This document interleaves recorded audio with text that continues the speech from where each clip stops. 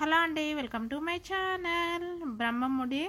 ముందుగా కావాలి అనుకుంటే నా ఛానల్ని సబ్స్క్రైబ్ చేసుకొని సపోర్ట్ చేయండి. ప్లీజ్ లైక్ చేయండి. చాలామంది అయితే అస్సలు లైక్ చేయడం లేదు, సబ్స్క్రైబ్ చేసుకోవడం లేదు. ప్లీజ్ అండి నన్ను సపోర్ట్ చేయండి. కొత్తగానైతే ఛానల్ పెట్టినా. ప్లీజ్ అండి లైక్ చేసి సబ్స్క్రైబ్ చేసుకోండి. ప్లీజ్ అండి, ప్లీజ్. థ్యాంక్ యూ అండి. రాజు భార్యగా ముగిసిన కావ్య పాత్ర. ఇంకా సెలవంటూ ఇంట్లో నుంచి వెళ్ళిపోయిన కళావతి. అపర్ణకు ఏమీ కాదని సర్ది చెబుతున్న సుభాష్. ఏమీ కాదని నాకు తెలుసు, ఆ మాట పదే పదే నాకు చెప్పకు అని రాజు కోప్పడుతూ ఉంటాడు. ఏమీ కాదని నాకు తెలుసు, ఆ మాట నాకెందుకు చెబుతున్నావు అని కోప్పడతాడు రాజు. దాంతో సుభాష్ని పక్కకు తీసుకెళ్లిన కళ్యాణి. అన్నయ్యను చూస్తే చాలా భయంగా ఉంది. అన్నయ్య కంట్రోల్లో లేడు పెదనాన్న అని అంటూ ఉంటుంది. అన్నయ్య ఇక్కడ ఉండడము కరెక్ట్ కాదు అని కళ్యాణి అంటుంది. ఇక్కడికి వెళ్ళి ఇంటికి తీసుకెళ్తే మంచిది అని అంటే, నా మాట ఎక్కడ వింటాడు అని సుభాష్ అయితే అంటూ ఉంటాడు. పెద్దనాన్న చాలా కంగారు పడుతూ ఉంటాడు. పెద్దమ్మకు ఏమీ కాదు అని. పెద్దనాన్న నువ్వు ఇక్కడ ఉండడము కరెక్ట్ కాదు, నువ్వు ఇంటికి వెళ్ళు అని అంటూ ఉంటుంది. అప్పుడైతే కళ్యాణ్ నేను తీసుకెళ్తానంటే రావట్లేదు అని అంటూ ఉంటాడు. ఎందుకు డాడ్ భయం, అమ్మకు ఏమీ కాదు అని గట్టిగా రాజు అయితే చెప్తూ ఉంటాడు. పెద్దమ్మ ఒకతే ఇంపార్టెంటా, పెద్దనాన్న ఇంపార్టెంట్ కాదా అన్నయ్య అని కళ్యాణ్ అయితే అంటూ ఉంటాడు. నాకు చాలా భయంగా ఉందిరా, నన్నైతే ఇంటికి తీసుకెళ్ళురా అని సుభాష్ అంటాడు. నేనైతే ఇంటికి వెళ్తే అందరితో ఉంటే కొంచెం నాకు ధైర్యంగా ఉంటుంది అని అంటూ ఉంటాడు. నేను అయితే అమ్మని విడిచి రాలేను డాడ్, నువ్వైతే కళ్యాణ్తో వెళ్ళండి డాడ్ అని రాజు అంటూ ఉంటాడు. అమ్మకు ఏం కాదని చెప్తూ ఉన్నావు కదా, కళ్యాణ్ ఉంటాడురా, రారా అని అంటూ రాజునైతే తీసుకెళ్తాడు. రాజు ఇంట్లోనైతే దిగులుగా ఉంటాడు. కావ్య ఏడ్చుకుంటూ కూర్చుంటుంది. రుద్రాని రాహుల్ అయితే సంతోషపడతారు. రాహుల్ అంటూ ఉంటాడు, ఇంకేంది మామ్, కావ్య పైననైతే కోపం వచ్చేలా చేశాము, కోప్పడుతూనే ఉన్నాడు అని అయితే సంతోషపడతారు ఇద్దరు. రాహుల్ అయితే అంటూ ఉంటాడు, కావ్యపై కోపం వచ్చేలా మొదలుపెట్టు మామ అని అంటూ ఉంటే, ఇప్పటికే రాజుకైతే కావ్య అంటే కోపంగా ఎక్కువగా ఉంది అని అంటూ ఉంటుంది.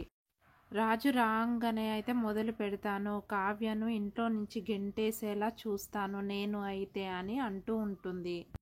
గెట్ అవుట్ అనేలా చేస్తాను అని రుద్రాని అంటూ ఉంది. రాజు సుభాష్ అయితే కారులో నుంచి దిగుతారండి. దిగంగానే అయితే సుభాష్ అంటూ ఉంటాడు, మమ్మీ ప్రాణాలతో నిజంగా వస్తుందా ఇంటికి అని అడుగుతాడు. ఎందుకు అలా అనిపిస్తుంది అని రాజు అడుగుతాడు డౌట్గా. సుభాష్ అయితే అంటూ ఉంటాడు, రే అవేం మాటలరా అని సర్ది చెప్పి అయితే ఇంట్లోకి అయితే తీసుకెళ్తాడు. రాజుని సుభాష్ని అయితే ఎలా ఉందిరా అని అడుగుతూ ఉంటుంది ఇంద్రాదేవి. అక్కడ అందరూ చూశారు కదా, ఎలా ఉందో అలాగే ఉంది అని కోపంగానైతే రాజు అంటూ ఉంటాడు. రాజు నువ్వెందుకు అలా ప్రవర్తిస్తున్నావని సుభాష్ అంటూ ఉంటాడు. చావు బ్రతుకులల్లా ఉంది మా మమ్మీ అని అంటూ ఉంటాడు. అసలు నాది తప్పు, మా మమ్మీని ఆరోగ్యంగా ఉన్న మనిషిని వదిలేసి వెళ్ళినందుకు నాది తప్పు అని రాజు అంటూ ఉంటాడు కోపంగా. తప్పు నీది కాదురా, ఈ మహా తల్లి కావ్యది. వదినను బాగా చూసుకోమని వదిలి వెళ్ళాడు కదా, మరి మా వదినను ఎందుకు ప్రాణాల మీదికి తీసుకొచ్చావు? తనకు ఏమన్నా అయితే ఎవరిది బాధ్యత అని రెచ్చగొడుతూ ఉంటుంది రుద్రాని. అత్త, రాజు అసలే బాధలో ఉన్నాడు, సమస్య పెద్దది చేస్తున్నావెందుకు అని స్వప్న అంటుంది. ఇవాళ నువ్వు ఏదైనా అంటే నువ్వు కడుపుతో ఉన్నావని కూడా చూడను, కట్టుబట్టలతో ఇంట్లో నుంచి గెంటేస్తా అని వార్నింగ్ ఇస్తుంది రుద్రాని. మీ చెల్లె ఎంత పెద్ద తప్పు చేసిందో నీకేం తెలుసు, ఇది మా వదిన ప్రాణాల మీదికి తెచ్చింది అని రుద్రాని అంటుంది. దాంతో రుద్రాన్ని వాదిస్తూ ఉంటుంది. అప్పుడు ఇంద్రాదేవి ఆమె అడిగిన దాంట్లో తప్పేముంది అని ఇంద్రాదేవి కూడా అంటుంది. దాంతో ధనలక్ష్మి కూడా సపోర్ట్ చేస్తూ ఉంటుంది. అక్క కంటే ముఖ్యమైన పని ఆవిడకు ఏమొచ్చిందో అని ధనలక్ష్మి అంటూ ఉంటుంది. ఇంద్రాదేవి అడుగుతుంది, కారణము చెబుతున్నా, కానీ అత్తయ్యకు ఇలా జరుగుతుంది అని అస్సలు అనుకోలేదు. బాధ్యత లేకుండా నేను ఉండను, ఆ ఒక్కటి మీరు నమ్మితే చాలు అని కావ్య ఏడ్చుకుంటూ అంటుంది.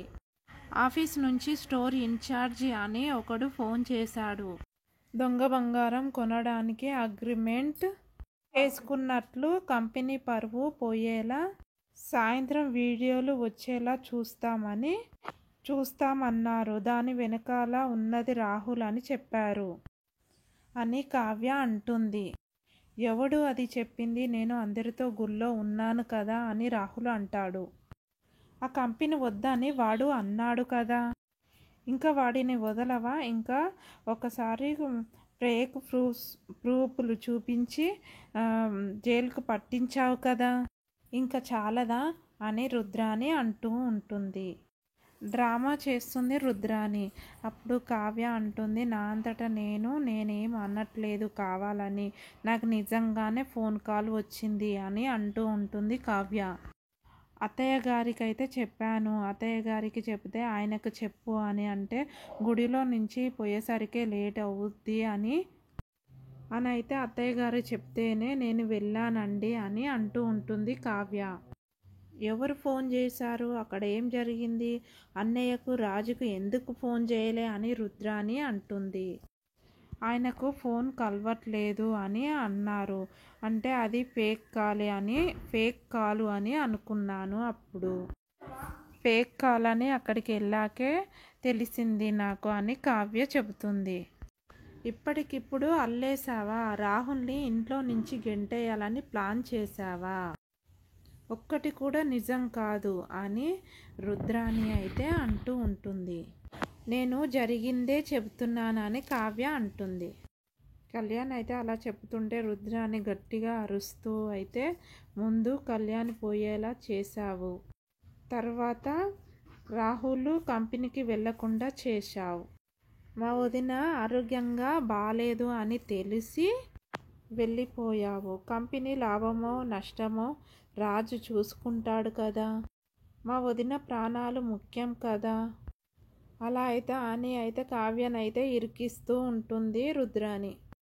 అవును ముఖ్యమే, అందుకే ఉంటాను అన్నాను, కానీ అత్తయ్యనే వెళ్ళమని అన్నది. దొంగ బంగారం పట్టుబడుతుంది, వీడియోలలో వస్తుంది అని అన్నాడు. పేరు ప్రతిష్టలు పోతాయని నేనైతే వెళ్ళాను, అది నా బాధ్యత అనుకొని వెళ్ళాను. దాంతో రాజు అయితే స్టాప్ ఇట్ అని కోపంగా అంటూ ఉంటాడు. పేరు ప్రతిష్టలు పోతే పోనీ, లాభము నష్టం వస్తే రాని అని గట్టిగానైతే అరుచుకుంటూ అయితే ఉంటాడు. నీకెందుకు అని ఇదివరకే నీకు వార్నింగ్ ఇచ్చాను కదా అని రాజు అయితే కోపంగానైతే అంటూ ఉంటాడు. ఓకే అండి, ఇంతటితో అయితే ఎపిసోడ్ అయితే ముగుస్తుంది. కొన్ని ఇంపార్టెంట్ అయితే చెప్పాను, మరికొన్ని ఇంపార్టెంట్స్ కూడా ఉన్నాయి. లాంగ్ అయిపోతుందని వీడియో తీసేస్తున్నాను. ఓకేనా అండి, బాయ్ అండి. ప్లీజ్ లైక్ చేసి సబ్స్క్రైబ్ చేసుకోండి. బాయ్ అండి.